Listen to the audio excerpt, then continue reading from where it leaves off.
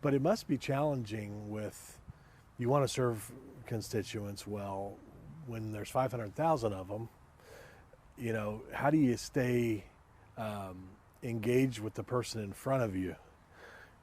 Does that make sense? It does. That must be a challenge. So the issues, there's so many issues. And over the last 4 years, I also think that we learned, and we as a community have experienced more issues, some issues that we've never had. We never had a fire like Thomas Fire. We haven't had, I think in our lifetime, something like the debris flow.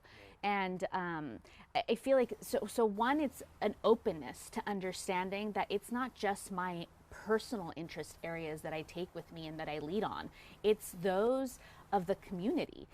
I feel one of the big takeaways about being an elected official is you have to adapt to what the community needs from you, the type of leader that they need you to be, the type of issues you need to work on. And so I think part of having someone in front of you is listening and trying to do that.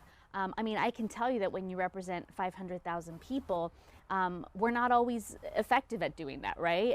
There's certainly challenges, and I think that especially when people don't feel like I do what they want me to do, they sometimes don't feel like I'm listening to them. But I think a lot of times is you're looking at the policy from a lens of, does it do more good than harm? Mm-hmm. Every policy, every bill I have voted on has had some trade-off. There's no doubt in my mind. I have yet to see the perfect bill. I have yet to see a bill that does everything that I think it should do, that's funded properly, that will help everybody. That's not the case. The bills and the laws that we vote for do not solve for every issue in that area. And I think it's recognizing that. It's accepting that sometimes we take pieces of a big issue to try to get to a place where we want to be, as opposed to taking the whole loaf of bread, right? You take a slice of the bread and you welcome that piece of it. Right.